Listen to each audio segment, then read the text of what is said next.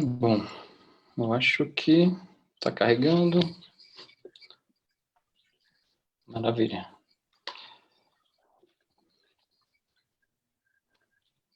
Estamos ao vivo. Acho que pode liturgia aqui do lado também. Agora.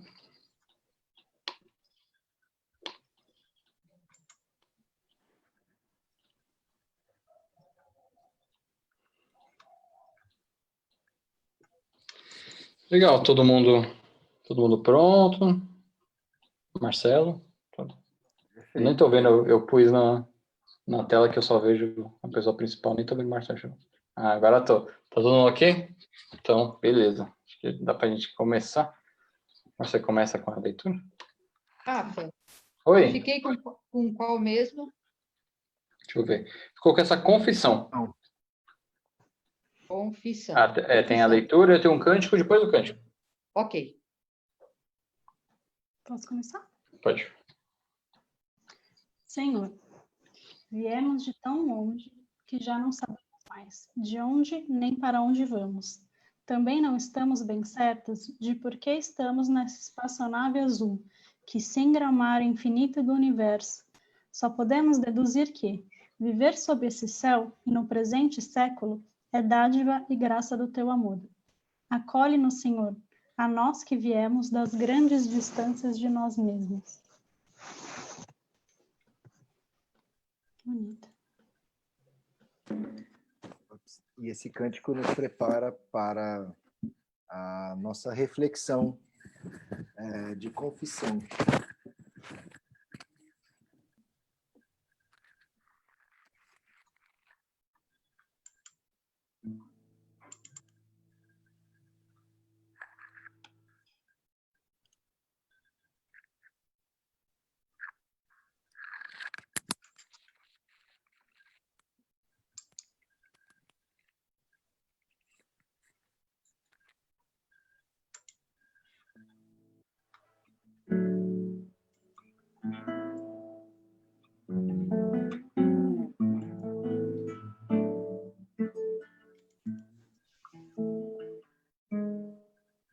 Dá-me forças, ó Senhor, para te seguir quando difícil for.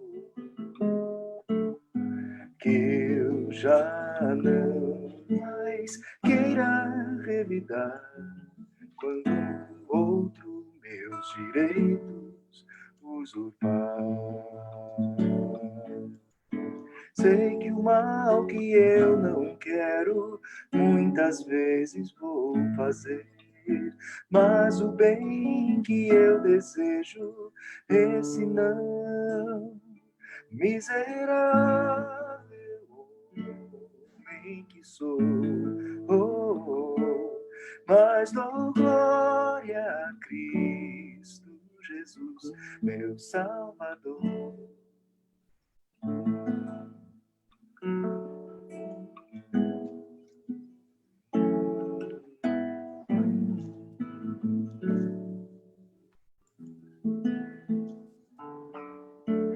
Tu somente tens o poder e por isso eu te clamo, vem me socorrer. Tu conheces o meu coração, como quero te seguir, ó, dá-me direção. Pois o mal que eu não quero, muitas vezes vou fazer, mas o bem que eu desejo, esse não. Esse não. Quão grandioso foi teu amor, Salvador, ao morreres por mim, pecador.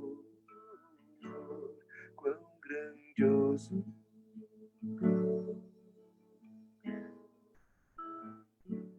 quão grandioso.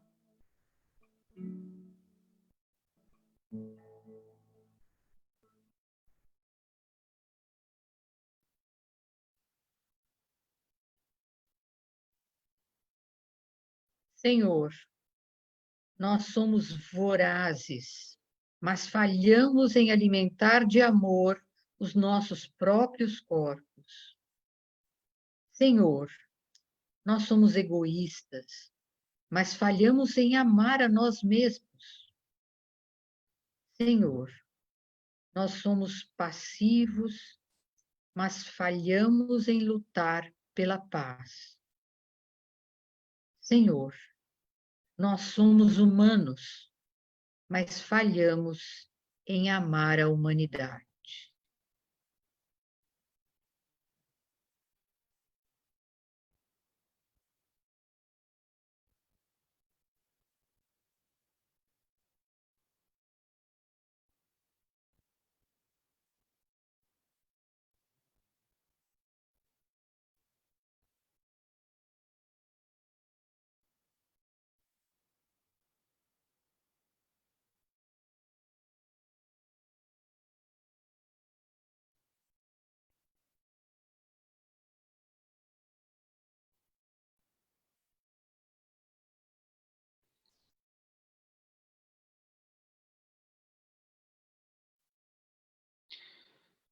Tem piedade de mim, Senhor, tu que és o amor fiel.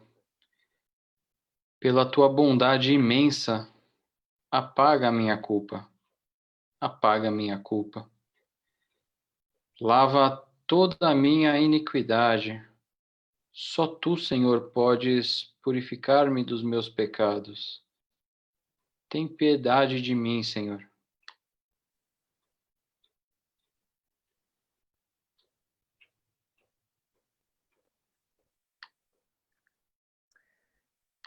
Mas aqui hei de comparar esta geração.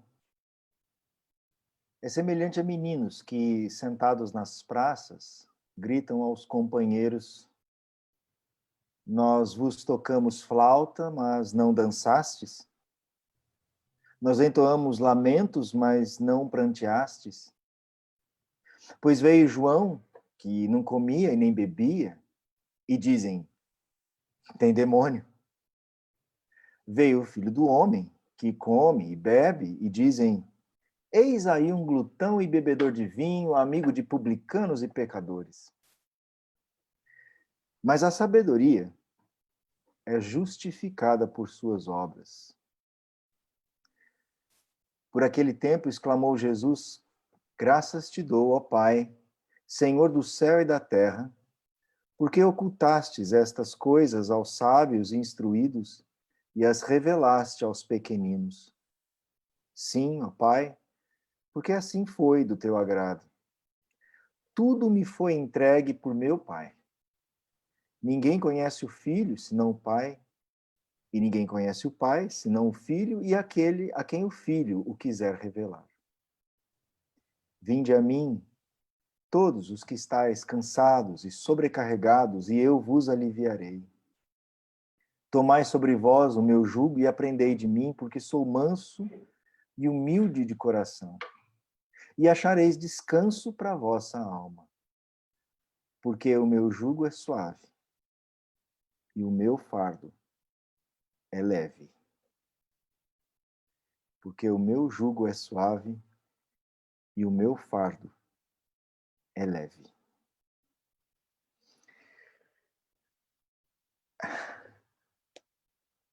Eu acho que quando eu leio esse texto, eu sempre fico pensando nos possíveis significados dele.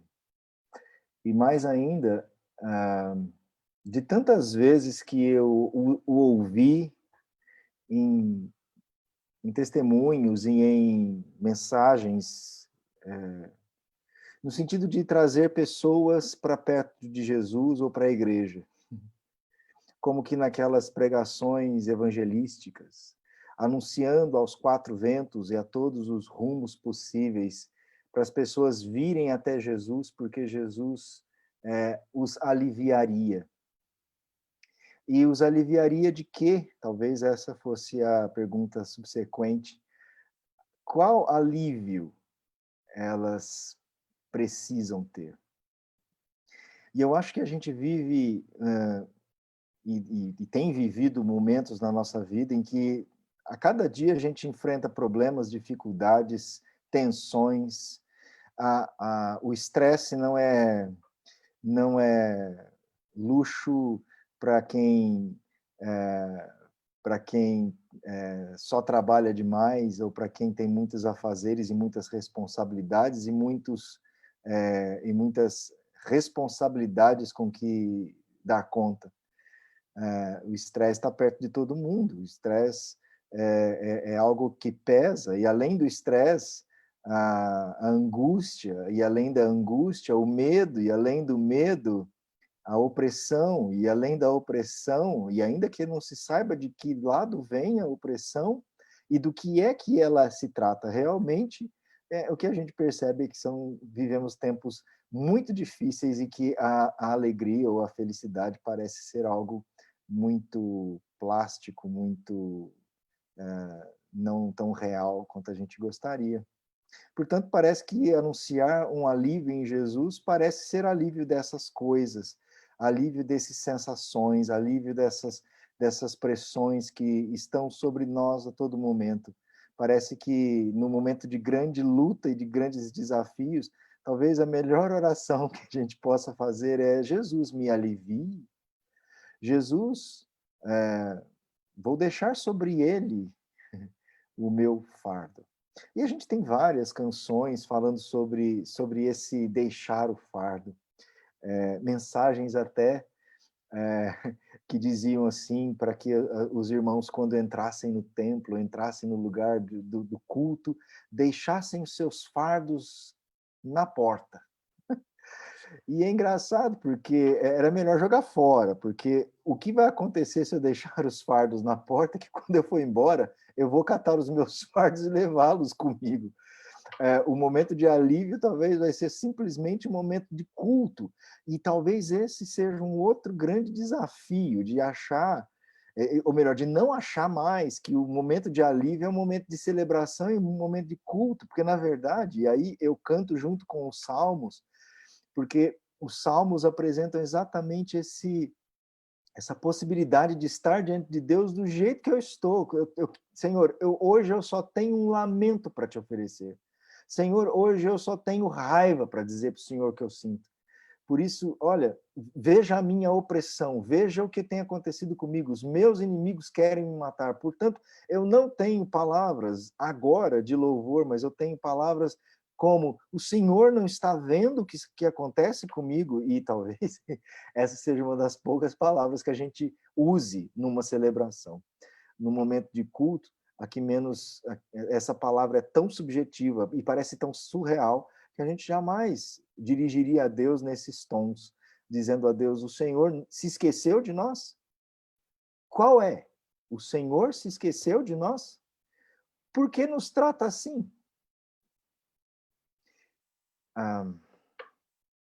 Portanto, o alívio aqui eu acho que precisa ser muito bem ponderado e tem que ser muito bem pensado a respeito do que é que a gente está falando.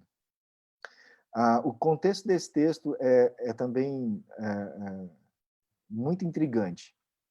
Afinal de contas, Jesus começa esse texto começa falando de um Jesus que se vira para as multidões, para os líderes religiosos, e faz perguntas que são extremamente pesadas e que gerariam, ou que deveriam gerar, ao menos, uma reflexão muito profunda de motivos e motivações para buscar soluções em Deus, em que quer que seja. Jesus começa falando sobre João nesse capítulo 11. João Batista, digo. E é interessante porque Jesus começa a interrogar essas pessoas, dizendo: o que é que vocês foram fazer no deserto? Quem é que vocês foram ver lá? E aí ele começa dizendo: vocês foram ver um caniço agitado pelo vento? E aí ele pergunta, quase que sem dar direito à resposta: o que é que vocês foram ver lá? Foram ver um homem bem vestido? O que é que vocês foram ver? 3 vezes essa pergunta, e eu fico imaginando que Jesus gosta de fazer perguntas repetidas vezes, e detalhe, em 3 vezes, né? Sempre em 3 vezes. Pedro, tu me amas? Pedro, tu me amas? Pedro, tu me amas? Ou então, agora, quando anuncia, o que é que vocês foram ver lá? E aí, Jesus começa a falar sobre o profeta que não tem valor. Um profeta que era mal vestido, parecia muito estranho, com palavras um tanto desafiadoras e estranhas. Arrependei-vos, porque está próximo o reino dos céus. Essa é uma palavra que eu diria a todos nós, é uma palavra que talvez a gente anuncie. Mas você já parou para observar que essa mesma palavra na boca de alguém em situação de rua, e eu estou falando porque eu já ouvi, alguém em situação de rua, aparentemente embriagado, dizendo para as pessoas se preocuparem mais com as outras, porque o reino de Deus está próximo, você daria crédito a essa pessoa ou diria que ela está louca? E se fôssemos nós os mal vestidos? E se fôssemos nós os aparentemente embriagados? Bem, talvez não seja necessário que a gente se vista mal e nem mesmo pareça embriagado para dizer essas coisas, mas vejam só que o contexto dessa fala é aparentemente numa religiosidade ou numa religião muito bem resolvida, muito bem já definida, tudo caminhando muito bem, as nossas esperanças são comedidas, mas nós estamos aguardando com sinais reais e sinais que a gente já estudou e que a gente já pensou e que a gente já tem como certo. Enquanto eles não acontecerem, a gente segue a nossa religiosidade como está, toda ela plana, perfeita, caminhando de acordo com a vontade de Deus. E de repente vem alguém no meio disso tudo e diz para as pessoas começarem a se arrepender porque estava próximo o reino dos céus. E isso era destoante, era tão destoante que as pessoas passaram a achar que João Batista não era tão profeta assim. E Jesus precisa então dizer a eles que não há nenhum homem nascido de mulher, como se fosse possível, outra coisa, mas não há nenhum homem que seja maior que João. E aí Jesus começa a falar algo extremamente interessante, pelo menos interessante. E ele diz assim: mas ao que hei de comparar esta geração? Como é que eu posso comparar essa geração? Jesus então conta uma parábola, uma metáfora, ou faz mesmo uma comparação. Porque ele usa essa palavra, é semelhante a, né? Então essa geração é semelhante a meninos sentados na praça que ficam gritando uns para os outros: nós tocamos flauta, mas vocês não dançaram. E os outros talvez respondendo: mas nós entoamos lamentos, mas vocês também não prantearam. Vocês nada funcionou, nem a alegria e nem tristeza. Vocês estão simplesmente apáticos ao que está acontecendo, ao que está sendo dito, ao que comparamos nossa geração. Como podemos comparar nossa própria geração? Será que a gente podia dizer as mesmas palavras? Será que quando há motivo de alegria ninguém se alegra, ou quando há motivo de extrema tristeza parece que ninguém liga, ninguém se importa? Mas tudo isso tem um sentido, tem um final. Porque Jesus então diz: olha, então veio João Batista, que não comia, nem bebia, e trazia consigo uma mensagem perturbadora, destoante. E a afirmação a respeito deles, ou a afirmação a respeito dele, ou o rótulo a respeito dele foi: tem demônio. E aí vem o Filho do Homem, que come, bebe, compartilha e dizem então que ele é glutão, bebedor de vinho, amigo de publicanos e de pecadores. E mais uma vez, a nenhum dos dois é dado ouvido, nenhum dos dois é dado atenção. Para nada serve. Mas do meio de tudo isso, eu fico pensando também que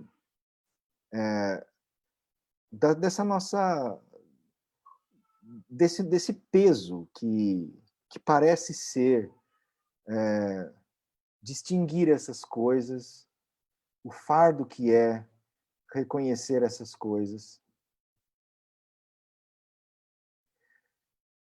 E quão difícil é agir de sabedoria no meio dessas coisas todas.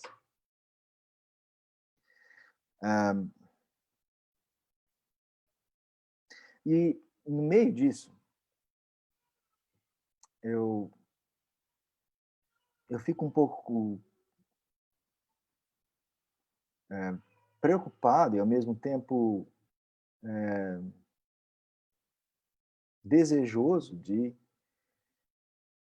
poder ser de alguma forma o fim do que essa fala de Jesus logo em seguida aparece para a gente. Graças te dou, ó Pai, Senhor do céu e da terra, porque ocultaste essas coisas a sábios e instruídos e revelaste a pequeninos. Talvez primeiro para que eu pudesse ao menos poder compreender tudo isso. Poder saber discernir tempo, discernir o que está acontecendo, discernir o que está à minha volta, poder reagir de modo correto na hora correta.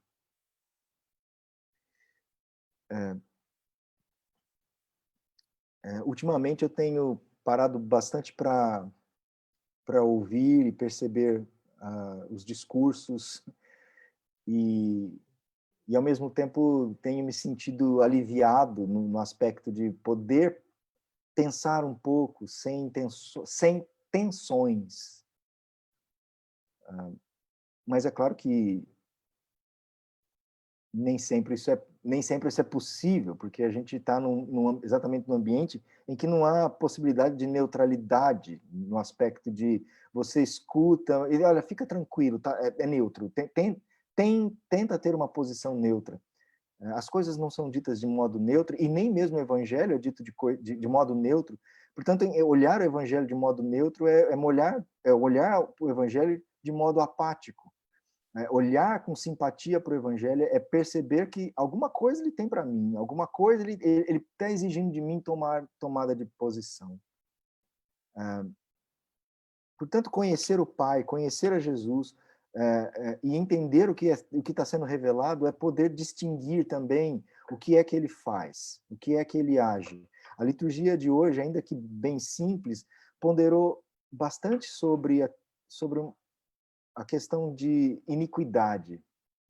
E aqui, talvez uma das questões mais comuns que a gente possa fazer de sentido sobre essa ideia de o meu jugo é suave, o meu fardo é leve, vinde a mim e eu vos aliviarei, tem a ver com a ideia de pecado, tem a ver com a ideia de próprios erros. E talvez esse seja o primeiro dos alívios de que Jesus esteja falando. E aqui, o alívio não é para que a gente ache que Jesus está nos acusando. Mas eu acho que a primeira coisa, conforme eu também dei uma olhada, dei uma estudada no que algumas pessoas pensam a respeito disso, mas todas as vezes que a gente fala sobre pecado e pecaminosidade, a gente tende a relevar coisas, relevar ações, mas também, por outro lado, a gente tende a nomear e a rotular pecados maiores e menores. Quantos de nós já sofreu ou já sofremos por ser acusados de aliviar a barra de certos pecados e pesar a mão em cima de outros pecados. O texto está falando também disso, eu acredito. Eu acho que o texto também está chamando para um pecado que não é um erro subjetivo, ainda que seja feito por pessoas bem reais. Mas é um pecado meio que na base do ser, do jeito da gente ser, talvez. E como a gente leu aqui, quando a gente consegue dizer quem a gente é, a gente consegue ter uma noção um pouco mais real de que pecado é esse que a gente está falando. A gente leu assim, ó, Senhor, nós somos vorazes, mas falhamos em nos alimentar de amor os nossos próprios corpos. Senhor, somos egoístas, mas não conseguimos amar ou falhamos em amar a nós mesmos. Somos passivos. E a brincadeira aqui talvez seja exatamente com a ideia de pacíficos. Somos passivos e pacíficos, mas falhamos em lutar pela paz. Somos humanos, e talvez aqui pudéssemos dizer, pelo fato de sermos humanos, é isso que nos torna tão errantes, e aqui errantes nos dois sentidos. Mas ele diz, mas falhamos em amar a humanidade.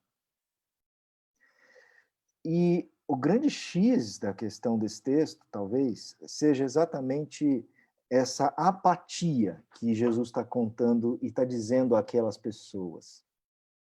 Que pecado é esse que Jesus está anunciando a elas? Como é que eu posso comparar essa geração? Bem, canta-se de alegria, toca-se música de alegria e vocês não festejam. Toca-se música fúnebre e vocês nem veem o defunto passar. Em última análise, não estão observando e vendo nada, além de seus próprios narizes. E talvez seja aí que a gente tenha que perceber o problema dos rótulos, de como a gente rotula as coisas e de como esse rótulo nos afasta de possibilidades de ver o que está acontecendo ao nosso redor. Então, se um vem de um jeito, como diz o texto, tem um problema, tem demônio. Vem de outro jeito, não, esse aí é beberrão, é glutão, só gosta de festa, e pior, anda com publicanos e pecadores. E qualquer um de nós que se deixasse assim, tão próximo de pessoas assim, desqualificadas da sociedade, a gente levaria o rótulo baseado no ditado: dize-me com quem andas e te direi quem és. E é assim que rotulamos uns aos outros, e é assim que passamos a não enxergar a realidade, a não enxergar o momento em que vivemos. E isso tudo traz um grande peso. E traz um peso porque isso faz a gente estar sempre armado para coisas, estar sempre criando barreiras para perceber realidades, para perceber de onde vêm os gritos de lucidez para nos acordar para a realidade. Por causa dos rótulos, por causa dos jeitos com que cada um é, ou se veste, ou fala, ou age. E, de repente, Jesus conclama que, olha, ainda bem que essas coisas se deram a conhecer aos pequeninos, e não aos sábios e entendidos, que é uma forma de dizer que muitas coisas não estão baseadas em compreensões, em escritos, e menos ainda em em elucidar e fazer exegeses de textos obscuros para determinar seu sentido ou seu valor. Os pequeninos são esses que sofrem, levados talvez de um lado para o outro, vivendo a realidade e sendo despercebidos. A eles é dado perceber o reino, perceber sabedorias. E eu acho que é por isso que Jesus vai dizer, então, vinde a mim, vocês que estão cansados e sobrecarregados. Cansados e sobrecarregados dessas culpas, desses rótulos, desses olhares marginalizantes.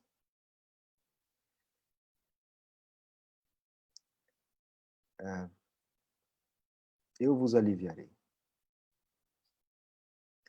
Tomai sobre vós meu jugo e aprendei de mim, sou manso e humilde de coração.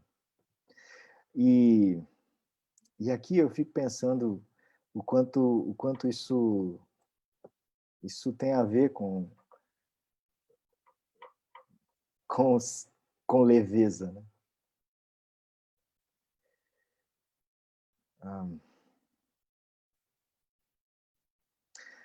Tem um movimento que já não é de agora, que busca por uma vida mais simples, por menos coisas. E ainda assim não é exatamente humildade. Mas eu acho que todas as vezes que a gente conseguir encarar o outro sempre com maior apreço, com o devido valor e respeito por aquilo que ele pensa e faz, e ser humilde em reconhecer nossas limitações, ver a humildade de poder, de forma simples e direta, anunciar o reino, a gente consegue de verdade aliviar pessoas. A gente consegue aliviar a sociedade, a gente consegue aliviar nossas relações. E muitas vezes eu acho que as nossas relações se tornam tão carregadas e pesadas exatamente pelas exigências que a gente faz uns dos outros, pelos rótulos com que a gente lida uns com os outros, pelas formas como a gente enxerga, e a apatia é uma dessas formas como a gente enxerga as realidades uns dos outros. E isso tudo vai fazendo com que a gente simplesmente não consiga anunciar e viver um reino que quer libertar pessoas, que quer transformar vidas e sociedades. E aqui eu estou partindo da ideia do tomar sobre nós o jugo de Jesus e aprender com ele, porque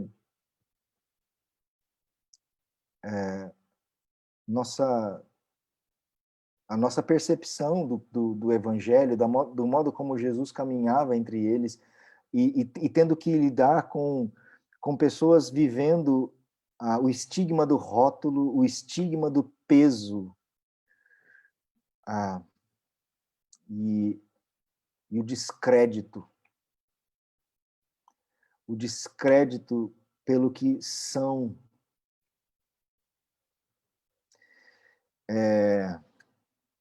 Lembra quando a gente comentou sobre a ideia de pecado aqui?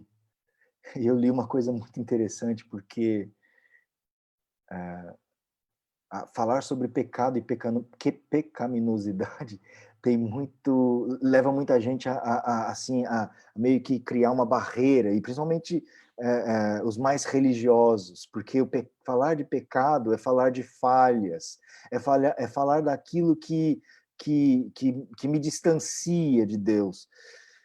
E essa autora, a Debbie Thomas, disse assim: mas e se a gente olhasse com um pouco mais de simpatia para a ideia de pecado e pecaminosidade? E aqui não é no sentido de vamos buscar mais pecados e vamos pecar mais e melhor. Não, a ideia é por que a gente não se apropria exatamente desse fato inusitado? Veja, não se trata de pecados que eu possa e você possa cometer, não se tratam de pecados subjetivos, ou daquilo que eu e você podemos dizer, não, eu pequei, nossa, não, se a gente falasse daquilo que é pecaminosidade estrutural, da nossa condição, como clamou a Paulo, dizendo, olha, o bem que eu quero fazer não faço, mas o mal que eu não quero, esse eu faço sempre. Quer dizer, quando eu consigo me apropriar dessa imagem de quem eu sou, reconhecer quem eu sou, me faz ser mais humilde, me faz ser mais dependente de Jesus, no sentido de dizer assim, não, tem o lado positivo disso. E aqui eu faço um parênteses, e uso o parênteses da própria Debbie, porque nós vivemos estigmas dizendo o que são pecados, culpando pessoas de pecados, como se ingerir determinadas comidas e bebidas fosse mais pecado do que qualquer outra coisa. E que sexualidade pudesse ser o pecado máximo. E, de repente, a gente se esquece de que o não cuidar do planeta em que a gente vive é pecado também, de que a gente tratar os nossos vizinhos de religião com descrédito e achar que eles são os piores seres do mundo também é pecado, ou não cuidar deles porque professam uma fé diferente da nossa é tão pecado como qualquer outro. E ela ainda usou o seguinte, e ver alguém que se faz às custas da opressão do outro, e o esmagamento do próximo, isso é pecado. Então, a gente tem uma habilidade muito grande para moralmente dizer o que, e moralizar o que é pecado, em vez de perceber que o pecado está dentro de nós, porque somos maus. Mas quando a gente olha para Jesus, a gente vê ele dizendo, vinde a mim os que estão cansados e sobrecarregados. E eu fico imaginando aqui para quem é que ele está dizendo. Se é para as autoridades a quem ele havia acabado de dizer, a quem é que eu vou comparar essa geração? Uma geração apática, que não consegue se manifestar, que não consegue se posicionar diante daquilo que acontece diante de seus olhos, ou então dos pequeninos que estão ali, sendo pisoteados, rotulados, desacreditados, jogados à margem, jamais tendo voz e direito de falar, sem poder se relacionar com Deus, como eles, líderes religiosos, podiam fazer. E de repente Jesus está dizendo a todos eles, olha, vocês todos precisam vir a mim. Vocês estão todos cansados, sobrecarregados, e do que a gente está cansado e sobrecarregado? Eu acho que a gente está cansado e sobrecarregado de rótulos, a gente está cansado e sobrecarregado de opressões, a gente está cansado e sobrecarregado de tantos pesos que nós mesmos impomos uns aos outros e que a nós também são impostos, como a gente tem que ser, como a gente tem que falar, como a gente tem que crer, como a gente tem que agir no mundo, como a gente tem que... E aí eu me lembro, com uma voz gritando no meu ouvido, as palavras da Enilde contando aquela história da sua conhecida lá do Recife, não tem que nada.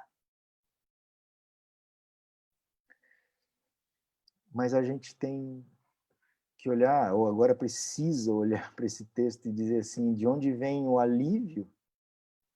O alívio vem quando a gente vai até Jesus e consegue perceber que nele não há julgamentos, que nele não há rótulos, e que ele despreza esses rótulos. Mas que, a despeito de desprezar rótulos, chama os seus interlocutores a uma conversão, a um momento de parar e pensar sobre o que tem feito e o que tem falado. E eu acho que esse texto é um jeito da gente olhar para isso e dizer assim, no clima atual das nossas vidas, no momento em que nós nos encontramos, acho que todos nós precisamos clamar por um fardo mais leve. E o único lugar que a gente pode encontrar isso é no Cristo. É assumindo o jugo que ele mesmo traz. É quando a gente assumir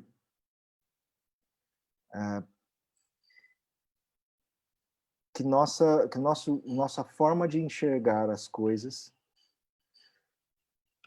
e nossa forma de dizer as coisas é, muitas vezes, pesado.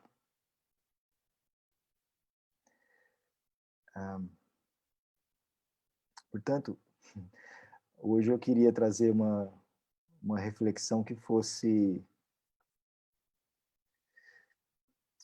acalentadora no sentido de que a gente consegue encontrar em Jesus uma leveza, ou que está nele a leveza do ser. E que a gente, como um coletivo ao redor da sua mesa, que a gente tem nele a promessa de dias mais suaves. E olha que a gente acabou de vir de um tempo em que a gente falava sobre paz de rupturas, momentos de tensão. Mas essa tensão não é para com os outros, no sentido de que a gente vai sair por aí armando guerras contra os outros, mas de que a gente pode aliviar pessoas que estão feridas e sobrecarregadas de tanto peso. E talvez nós mesmos estejamos sobrecarregados e cansados de tantos pesos. E que é hora, talvez, de olhar para Jesus e perceber que há possibilidade de um fardo mais leve, e que a nós é ofertado um fardo mais leve. Mas é claro que a gente não pode se enganar. Porque para assumir esse fardo mais leve, a primeira coisa que a gente tem que reconhecer é que a gente anda cansado, a gente anda sobrecarregado, e a gente precisa reconhecer o que é que nos tem cansado e sobrecarregado. E talvez uma pergunta mais ousada seria: o que é que eu tenho cansado em alguém? E com o que eu tenho sobrecarregado alguém? Porque são expressões da minha própria sobrecarga, do meu próprio cansaço, das exigências que me foram impostas também. E eu fico pensando que existem tantos estudos, né, sobre a questão do oprimido e do opressor, né? E muitas vezes o oprimido, quando se torna o chefe ou o líder, o servo oprimido, quando se torna senhor, torna-se um senhor opressor, na medida em que ele quer, ele acaba repetindo o que a ele foi imposto também. E talvez as nossas exigências com relação aos próximos sejam muitas vezes no como crer, no como fazer, no como pensar, no como agir,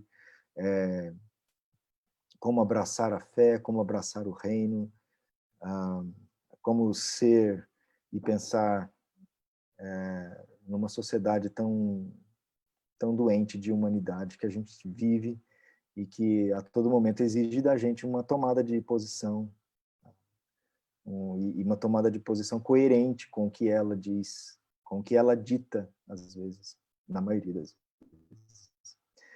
Então, olhar para Jesus e dizer assim, eu vos dou alívio, lembrar que ele é o alívio, não no sentido de que a gente vai ficar tranquilo e zen, e olha que eu tô, né? Mas no sentido de que ele é o alívio. O que quer dizer que as rupturas permanecem, que as lutas permanecem, e que ele é o alívio que a gente tem no meio das rupturas, que a gente tem nas sobrecargas, porque olharão também para cada um de nós e nos dirão que, puxa, vocês, tá estranho, vocês agora fazem isso, a gente não confia muito em vocês, a gente não confia muito no que você fala.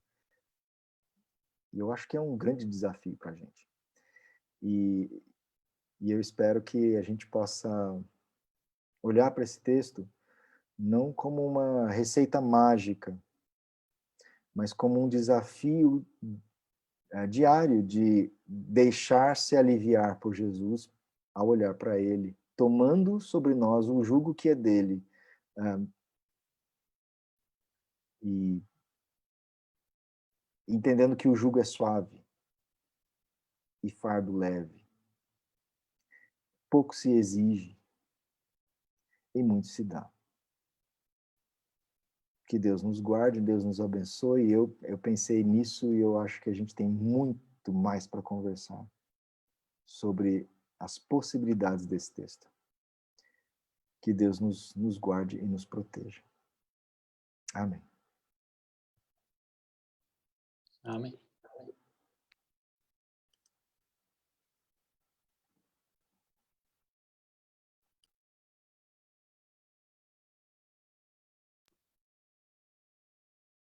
Abrir o espaço para uma reflexão ou para uma conversa, ou vamos para a Santa Ceia? Vamos para a ceia. Vamos para a ceia.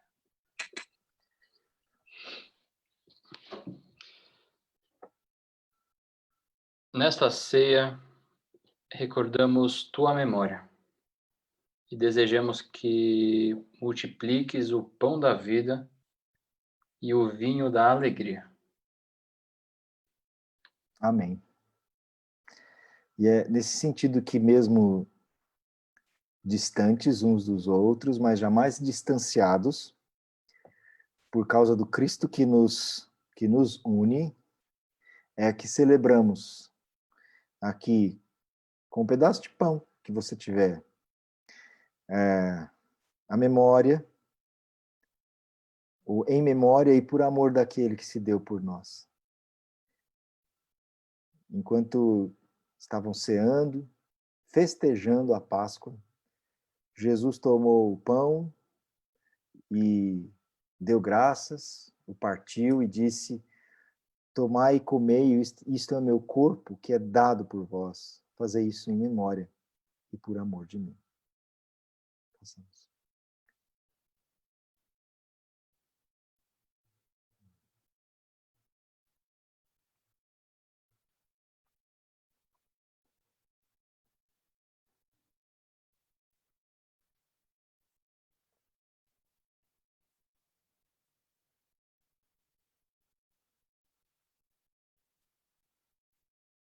E também no meio daquela celebração, se preparando para o grande momento, Jesus toma um vinho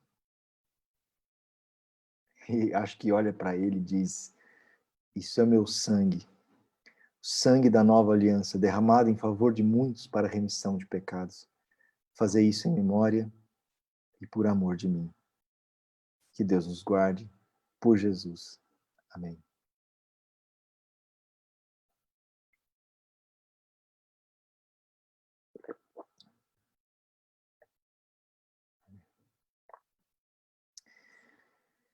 Que esse Jesus que nos oferece um fardo leve, um fardo mais leve, e que nos convida para ir até Ele.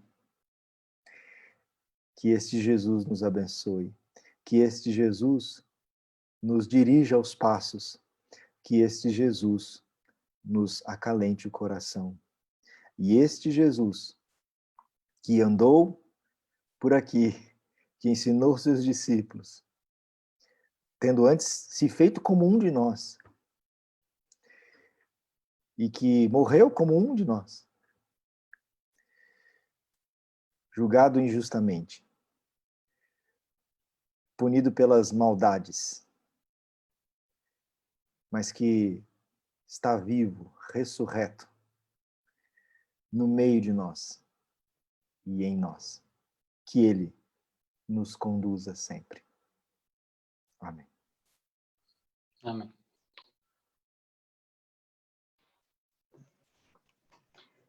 Deus de nossas vidas, Tu nos chamas para seguir-te rumo ao futuro. Tu nos convidas a novas aventuras, a contemplar novos horizontes. Tu sempre encontras novas maneiras de tocar nosso coração.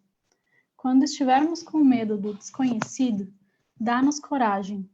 Quando nos lamentarmos, considerando-nos incapazes, e quando nos sentirmos cansados e desapontados, relembra-nos que geras o novo e a esperança das situações mais difíceis.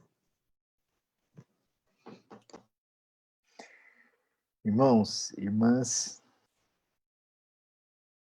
assim como estás no fluxo da maré, assim como estás no início, que se torna fim, e no fim, que se torna um novo começo, esteja também conosco, sempre presente Deus. Amém. Que a graça do nosso Senhor Jesus Cristo, o amor de Deus, nosso Pai, e a comunhão e as consolações do Santo Espírito de Deus repousem sobre cada um de nós, hoje e sempre. Amém.